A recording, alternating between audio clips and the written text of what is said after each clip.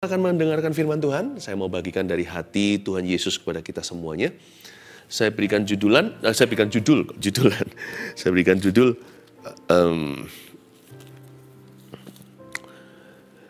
pilihan hidup yang menentukan kepuasan batin. Kita buka Mazmur pasal pertama. Ambil catatan ya. Pilihan hidup yang menentukan kepuasan batin. Karena itu berpikirlah matang-matang. Karena hidup kita bergantung pilihan kita. Jangan salah memilih, berabe nanti. Ternyata bukan hanya hidup kita tergantung hati, yang penting hatinya. Hati kita pun tergantung pilihan. Kalau kita pilih untuk marah, hati pasti panas. Kalau kita pilih untuk kepahitan, hati kita nggak akan pernah sembuh-sembuh. Dan kalau kita memilih untuk mengampuni, Tuhan pun akan bermurah hati dalam kehidupan kita, mengampuni dosa kita, dan mengalirkan berkat-Nya. Jadi, ada pilihan hidup yang membuat batin kita hancur, tapi ada juga pilihan hidup yang membuat batin kita bahagia. Kepuasan batin itu seperti apa? 2 ayat saja hari ini, tapi saya mau operasi besar 2 ayat ini. Mazmur pasal pertama, jalan orang benar dan jalan orang fasik, ayat 1 dan 2 bunyinya, berbahagialah orang yang tidak berjalan menurut nasihat orang fasik, yang tidak berdiri di jalan orang berdosa, dan yang tidak duduk dalam kumpulan pencemooh, tetapi yang kesukaannya ialah Taurat Tuhan, dan yang merenungkan Taurat itu siang dan malam. 2 ayat saja, tapi saya mau dalam-dalam.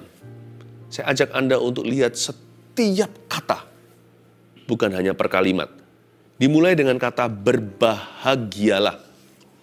Bahasa Indonesianya berbahagialah, tapi bahasa Inggrisnya blessed is the man. Kalau di bahasa Indonesianya happiness, di bahasa Inggrisnya blessedness. Orang yang happy, diberkati, bergembiralah karena Tuhan, maka Tuhan memberikan apa yang diinginkan hatimu. Tuhan mencintai orang yang suka memberi dengan sukacita. Bukan hanya itu saja, hati yang gembira adalah obat, tapi semangat yang patah keringkan tulang. Tetapi orang yang diberkati juga pasti akan happy. Karena dia memilih untuk tidak melihat selokan-selokan kehidupan. Dia memilih untuk lihat jalan utama. Orang yang diberkati Tuhan itu bukan secara materi saja. Dan berkat nomor 1 itu bukan materi sama sekali. Bisa saja kita miskin, tapi berbahagialah orang yang miskin di hadapan Allah. Karena mereka lah yang mempunyai kerajaan sorga. Nggak bergantung dengan physical possession. Tidak bergantung dengan benda dan barang. Tapi orang yang diberkati jiwanya, a blessed soul is a happy one.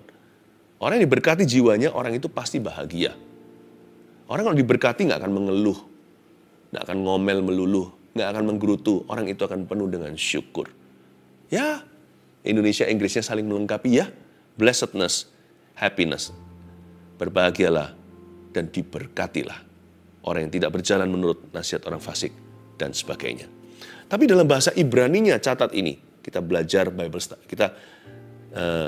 Kita berikan, ini juga seperti Bible study ya, untuk menambah ilmu pengetahuan kita akan Alkitab. Kata berbahagialah dalam bahasa Inggrisnya itu, dalam bahasa Ibraninya Anda catat, E-S-H-E-R, Esher. Saya ulang, E-S-H-E-R. Nah, akar kata Esher dalam bahasa Ibrani itu artinya kepuasan batin ternyata. Dalam ya, berbahagialah di sini artinya puaslah batin orang yang tidak berjalan menurut nasihat orang fasik, yang tidak berdiri di jalan orang berdosa, dan yang tidak duduk dalam kumpulan pencemooh. Puaslah batin orang itu. Kepuasan batin. Selain itu artinya juga lurus dan benar, straight and right. Orang itu lurus dan benar. Lurus dan benarlah orang yang tidak berjalan menurut nasihat orang fasik. Enak kan? Hidupnya tidak ada tikungan, tidak menyimpang ke kiri dan ke kanan. Hidupnya jelas-jelas dalam poros kehendak Allah. Orang yang seperti ini, gak bengkok hatinya, puas batinnya. Ya.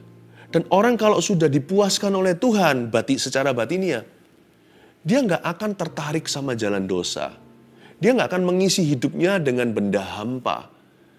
Orang kalau kita ini tidak mengisi hati kita dengan Kristus, biasanya manusia akan cenderung mengisinya dengan sesuatu yang merugikan, sesuatu yang berdosa, sesuatu yang sia-sia, hampa, dan ujungnya mendatangkan perasaan bersalah. Berbahagialah di sini artinya puaslah batinnya orang yang tidak berjalan menurut nasihat orang fasik. Dan kata berbahagia di sini dalam bahasa Ibraninya itu konotasinya majemuk atau plural. Ya. Berarti bahagia yang dimaksudkan di sini itu multiplikasi. Ditambah-tambahkan semakin Tuhan. Mereka akan berjalan makin lama makin kuat hendak menghadap Allah di Sion. Barang siapa mempunyai, kepadanya ditambah-tambahkan supaya dia memiliki lebih banyak. Tapi barang siapa yang punya sedikit, apalagi pelit, daripadanya diambil yang sedikit sehingga tidak punya apa-apa. Give, it will come back to you. Berikan, maka akan diberikan kepadamu. Takaran yang kau kenakan, itu akan dikenakan kepadamu. Luar biasa sekali. Orang itu kalau batinnya benar, kalau hatinya benar sama Tuhan, hatinya lurus maksudnya. Puas batinnya. Bukannya dia akan dibuat Tuhan, kebahagiaannya akan dimultiplikasi oleh Kristus di dalam hidupnya.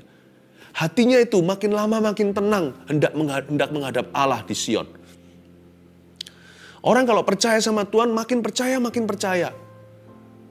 Orang kalau sungguh-sungguh sama Kristus, semakin sungguh-sungguh lagi. Damai, sejahtera, sukacita, kasih itu tidak sementara, tapi berkepanjangan. Makanya di situ plural, majemuk, berbahagialah. Asher di situ itu bukan satu, tapi banyak. Ditambahkan tiap hari rahmatnya baru, selalu baru setiap pagi. Kemarin sukacita, pagi ini Tuhan tambahkan sukacita dari yang kemarin. Yang kemarin juga nggak pergi shalom peace-nya. Besok lusa ditambahkan semakin banyak lagi. Bulan depan juga. Apakah berarti orang begini nggak punya masalah? Punya. Tapi orang gini berakar pada Tuhannya. Setiap musim hidupnya, sukacitanya tidak berkurang, damai sejahteranya tidak dicuri. Karena orang yang hidup dalam kasih ditambah-tambahkan oleh Tuhan kebahagiaan. Batinnya, manusia rohaninya itu tidak goyah. Yang terjadi hanya di luar saja. Orang mencerca, mungkin dia mengalami kemalangan. Karena firman Tuhan berkata kemalangan orang benar juga banyak. Tapi Tuhan melepaskan dia dari semuanya. Ya, Paulus itu kurang malang apa? Memberitakan Injil tidak pernah berbuat jahat. Berbuat baik bahkan kepada orang. Malah melepaskan seseorang yang kesetanan. Tapi majikannya yang mata duitan gak suka. Dimasukkanlah Paulus di penjara. Yaitu di Makedonia, yakni di Filipi. Setelah dia di dalam penjara, apakah dia jadi sedih, menggerutu, kecewa, kepahitan dengan Tuhan? Apakah setelah itu dia jadi orang yang negatif, trauma? Enggak tuh, dia mengucap syukur. Di tengah-tengah malam, dia ajak Silas, rekan pelayanannya, yang sama-sama dipenjarakan untuk memuji-muji Tuhan. Gempa bumi datang. Pintu penjara itu terbuka lebar. Dan malaikat membukanya secara keras dan kasar. Lalu semua rantai itu runtuh. Setiap belenggu jatuh. Semua orang ketakutan. Paulus tidak lari dari penjara itu, malah menyelamatkan semua orang termasuk kepala penjaranya. Itulah cikal bakal berdirinya gereja di Filipi. Yang kepada mereka Paulus pernah menuliskan surat begini. Bersukacitalah, sekali lagi kukatakan bersukacitalah. Tuhan sudah dekat, biarlah kebaikan hatimu diketahui oleh semua orang. Bayangin, gereja itu dibangun di atas dasar kepuasan batin yang tidak bisa dirampas. Sekalipun orangnya dilempar ke dalam bui. Sekalipun kakinya dibelenggu di penjara yang lembab itu. Makanya kepada jemaat Filipi, Paulus berkata, kalian bersukacita aja. Segala musim hidupmu, Tuhan akan membuat batinmu bahagia. Yang menderita kan hanya luarnya, fisiknya. Yang menderita hanyalah telinganya lah, panas, dimaki-maki orang, padahal kita nggak salah.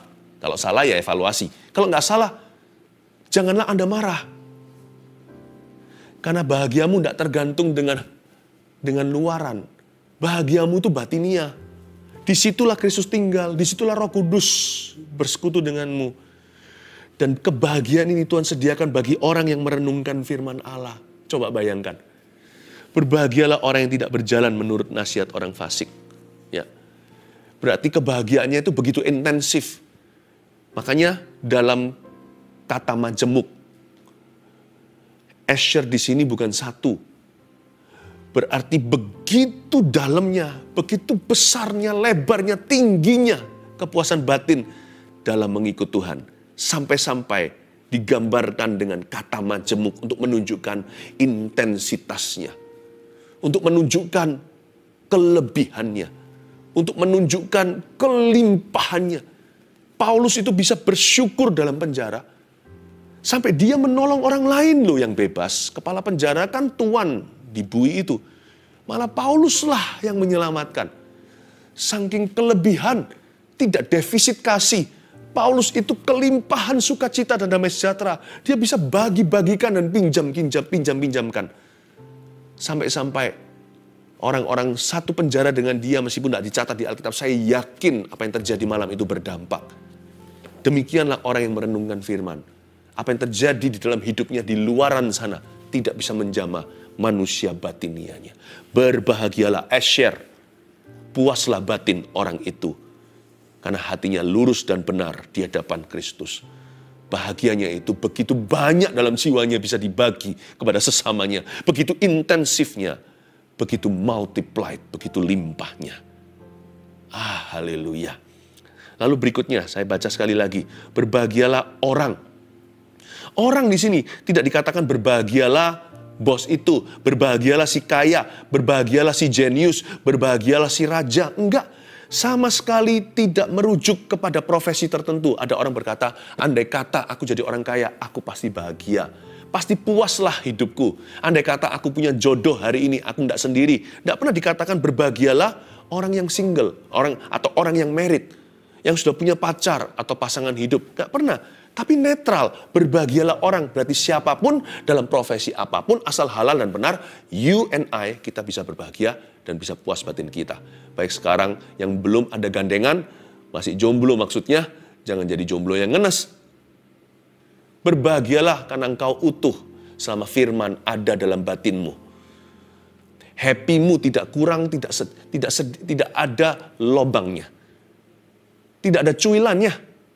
Kalau Tuhan Yesus tinggal bersama denganmu, bahagiamu penuh. Jangan berkata kalau aku kaya, andai aku kaya. Asyik sekali kalau aku bisa beli itu dan beli ini. No, berbahagialah orang. Jangan tunggu kondisi hidupmu berubah.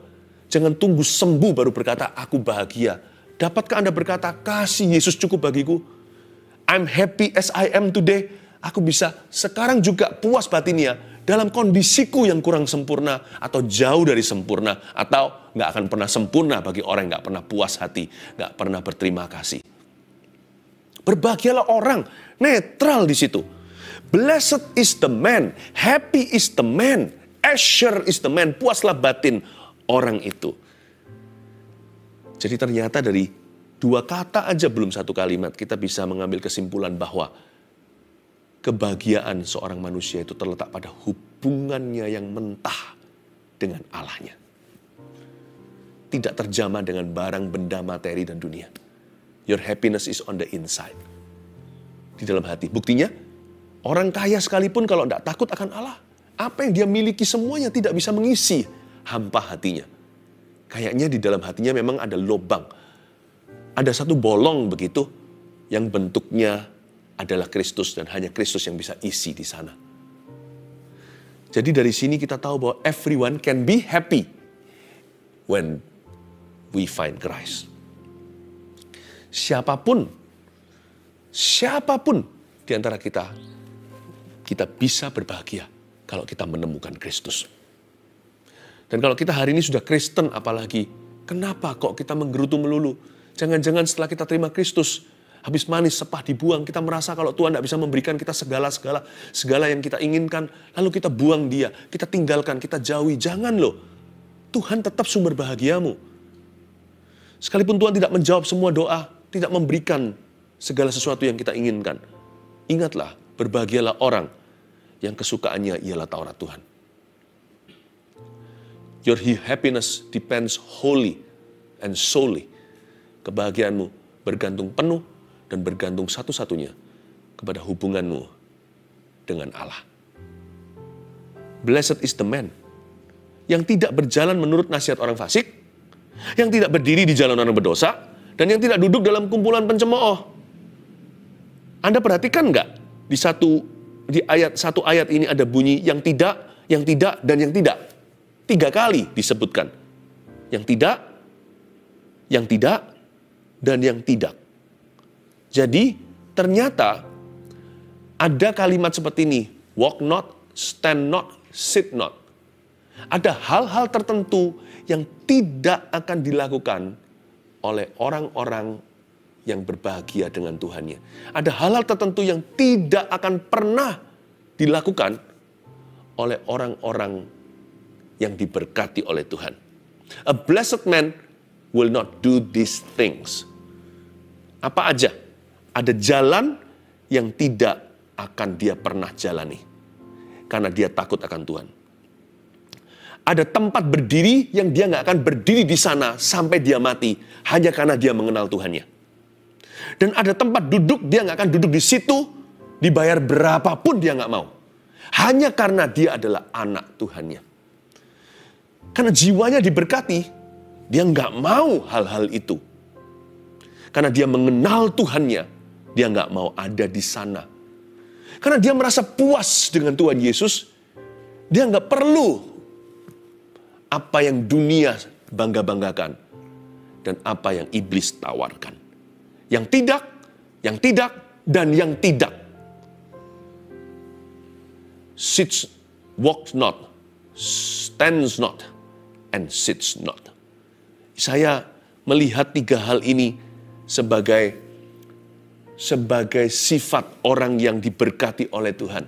Kalau Anda diberkati oleh Tuhan, Anda tidak akan mau berjalan menurut nasihat orang fasik. Kalau Anda mengenal Tuhan Yesus, Anda tidak mau berdiri di jalan orang berdosa. Kalau Anda adalah anak Tuhan, Anda tidak mau duduk dalam kumpulan pencemooh. Pasti nggak tahan. Entah mereka yang nggak tahan sama Anda atau Anda yang nggak tahan di tengah-tengah mereka. Mengenal Tuhan itu, datang bersama dengan itu adalah komitmen yang nyata. Kalau jiwamu milik Kristus, Anda tidak akan tahan dengan 3 hal ini. Nasihat orang fasik, jalan orang berdosa, dan kumpulan pencemooh. Saya mau kita belajar berhati-hati dalam memilih. Yang pertama adalah nasihat, jangan gegabah untuk menerima nasihat. Kalau kita memilih nasihat itu kita harus cek dulu sumbernya itu siapa. Jangan sampai kita itu menurut nasihat orang fasik. Karena sumbernya salah. Sumbernya benar pun masih harus dicek lagi loh. Masih harus dipertimbangkan apakah advisnya itu betul atau salah. Advis atau nasihatnya itu tepat atau tidak. Pertama yang harus dicek adalah sumbernya, lalu kemudian advisnya. Hati-hati juga ya, tolong kita semuanya belajar untuk selektif dalam memilih jalan. Supaya kita jangan sampai ditemukan sedang berdiri di jalan orang berdosa. Jalan itu apa? Jalan itu bicara soal arah dan cara. Arah hidup kita itu jangan salah. Berdiri di jalan orang yang berdosa, berarti kita berada di jalan yang salah. Cepat-cepat kalau kita sadar, kembalilah ke jalan yang benar. Tapi cara kita juga harus kita perhitungkan. Tidak boleh segala hal kita halalkan kalau tujuannya benar. Kalau kita mau memberi kepada orang miskin, apakah diperkenan oleh Tuhan? Apakah dibenarkan kalau kita merampok dari orang kaya? Kalau kita ingin memberkati seseorang, apakah diperbolehkan kita mencuri demi memberkati orang ini? Tidak boleh. Selalu pikirkan cara yang terbaik. Jalan di situ bicara tentang arah dan cara. Karena itu hati-hati dalam memilih. Jangan sampai gegabah. Karena hidup kita itu bergantung pada pilihan. Hidup kita itu sangat bergantung dengan pilihan bebas kita. Selain itu juga kita harus sangat selektif dan hati-hati untuk memilih kumpulan. Saya pernah suatu hari melihat orang pakai kaos atau topi ya. Tulisannya Anti-Social Social Club. Itu betul-betul tricky sekali ya. Jadi antisosial nih ceritanya, tapi itulah klub sosialnya dia. Tapi kumpulan-kumpulan gitu kan, itu hanyalah suatu yel-yel saja. Tapi ada orang tertentu yang kumpulannya itu anti Kristus loh. Sekalipun bukan sang antikristus 666 yang kita kenal yang kita tahu dari kitab Wahyu.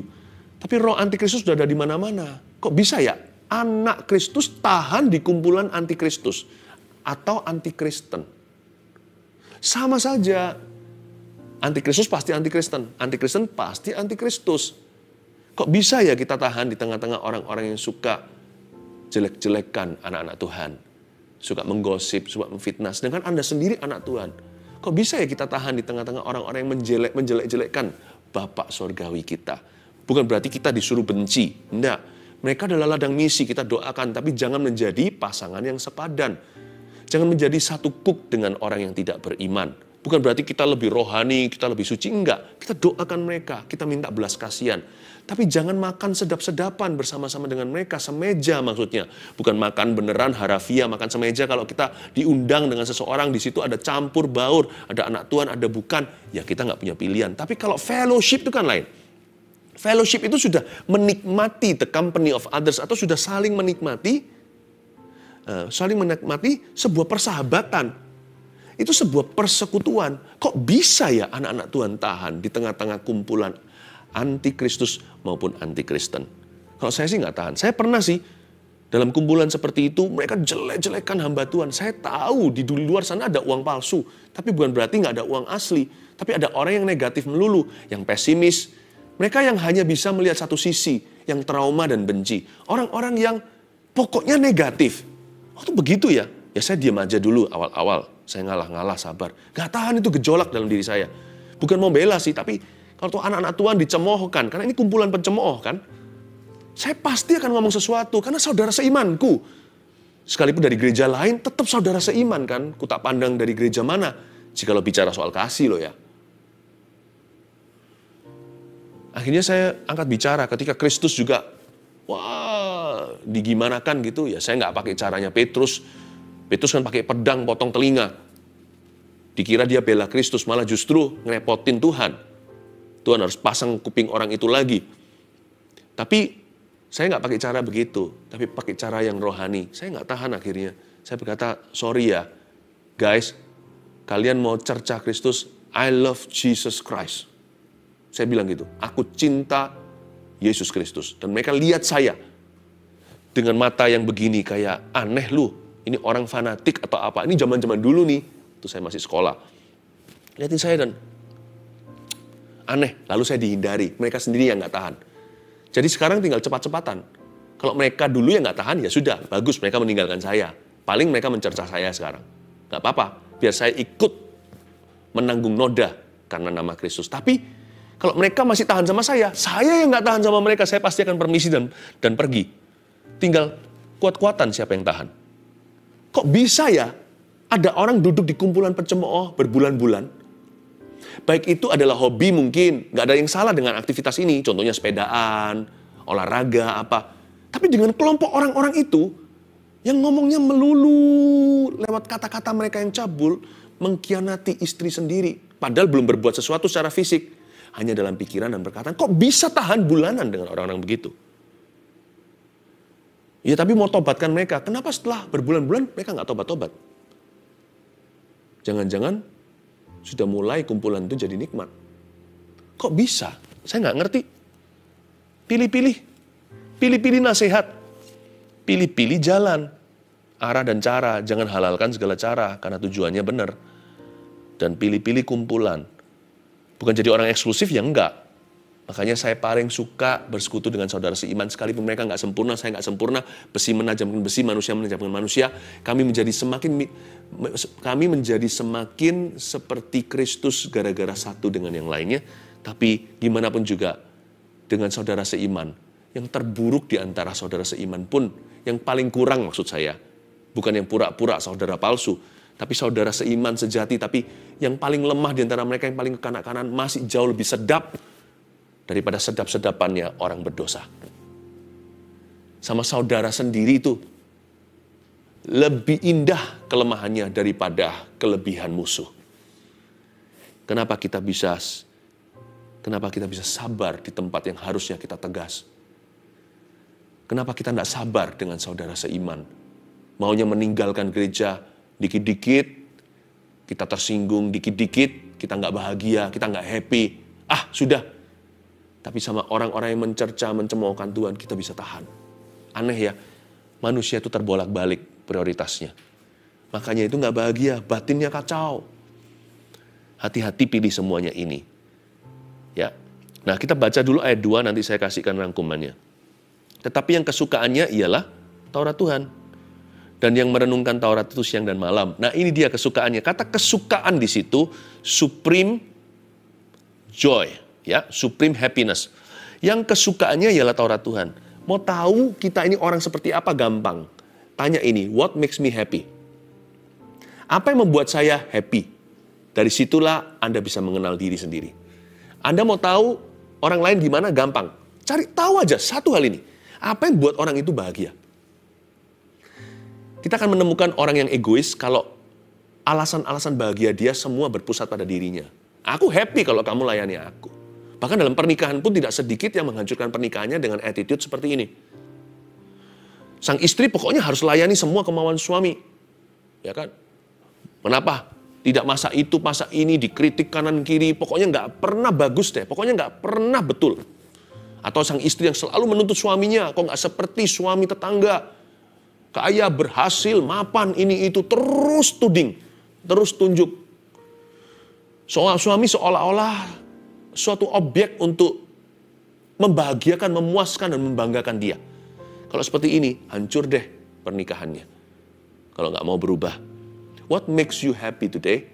Apa yang membuat Anda bahagia? Coba tanya itu sendiri. Tapi orang ini, pemazmur berkata, dia paling happy sama firman Tuhan.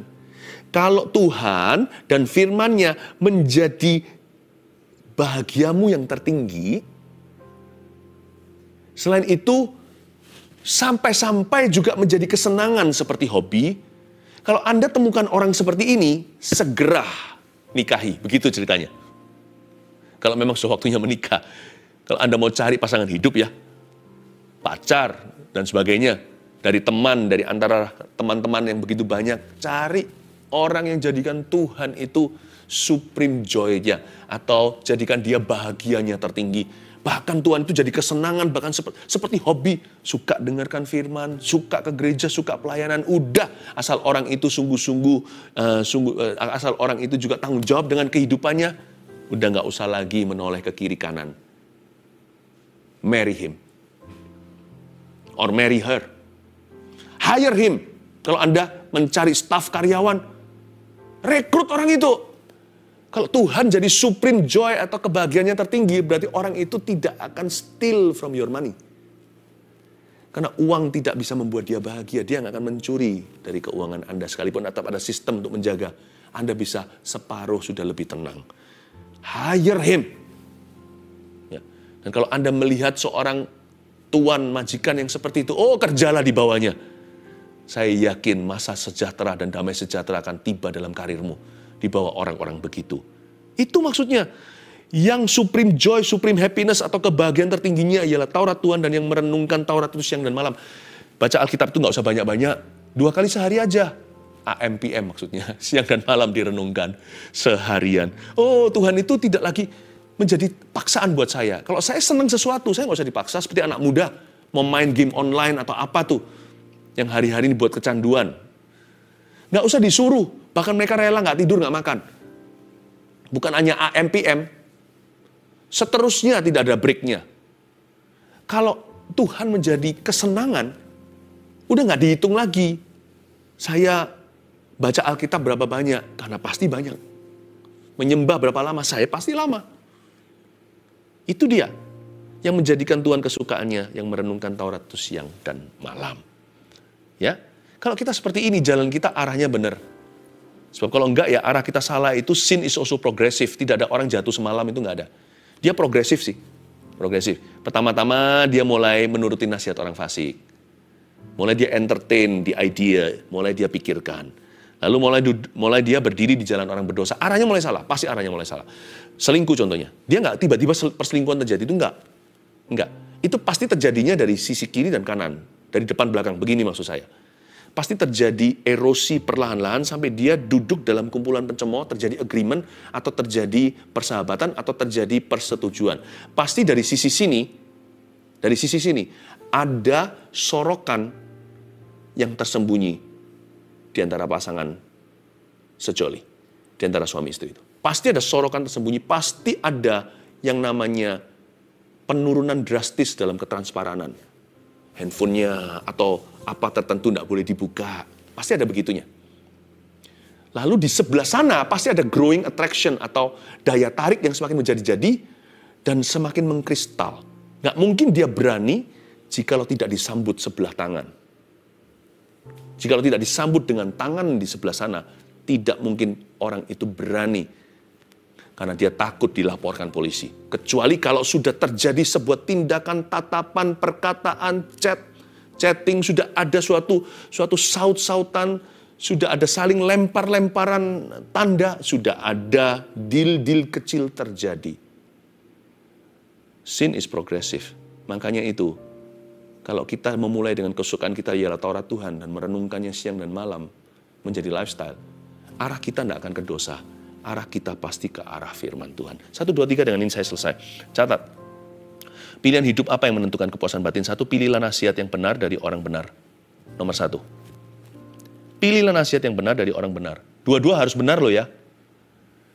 Kalau saya mendapatkan nasihat yang benar dari orang yang salah, saya akan taruh curiga. Tapi kalau saya dapatkan nasihat yang salah dari orang benar, gimana? Berarti orang benar itu sudah jadi mantan orang benar. Hari itu dia memberi saya nasihat yang salah, dia sudah menjadi orang yang salah sejak hari itu. Kalau ada orang benar sepanjang hidupnya reputasinya bersih lalu berkata kepada kita, berzinahlah. Dikit-dikit udah ceraikan aja itu. Cari istri lain dan sebagainya. Berarti orang itu pernah jadi orang benar. Hari itu dia memberimu nasihat yang salah. Tolaklah nasihatnya sekalipun dia adalah orang benar selama ini. Tapi hari itu dia salah di depanmu. Karena itu saya ulang lagi. Pilihan hidup yang menentukan kepuasan batin yang menguntungkan kita. Yang pertama adalah pilihlah nasihat yang benar dari orang benar. Dua-dua harus benar. Dan kalau kita lah penasihatnya, kita harus tetap jadi orang benar dan memberi nasihat yang benar. Katakan amin. Yang kedua, pilihlah jalan yang terbaik atau minimal yang lebih baik dalam setiap perkara. Tanya pada dirimu sendiri kalau kita menghadapi sesuatu. What would Jesus do? Dalam situasi ini, apa yang Yesus akan lakukan ya? Kalau situasi ini sesuatu yang sama sekali tidak cocok dengan konteks Yesus, contohnya Anda pacaran nih, nggak bisa berkata what would Jesus do kan? Anda bisa berkata what would Paul do? What would Peter do? What would John do? Kira-kira Rasul Paulus akan lakukan apa dalam hal ini? Kira-kira Yohanes akan lakukan apa? Kira-kira Petrus akan lakukan apa? Karena Petrus menikah. Selalu tanya, apakah ada cara yang lebih baik enggak ya? Atau ini cara satu-satunya? Apakah jalan kompromi itu tidak bisa ditawar? Apakah saya terpaksa harus kompromi hari ini? Oh, jangan ada kata terpaksa. Selalu ada jalan. Karena Yesus adalah jalan. Dia adalah kebenaran. Yang terakhir, pilihlah kumpulan yang membangun dan yang takut akan Tuhan. Pilihlah yang konstruktif, bukan yang destruktif. Pilihlah yang positif. Dan kalau Anda tidak menemukan orang seperti itu, jadilah kumpulan yang begitu. Anda yang begitu sama orang lain. Jadilah pengaruh yang konstruktif. Jadilah pengaruh yang takut akan Tuhan. Supaya orang lain di dalam dirimu menemukan kumpulan yang membahagiakan. God bless you.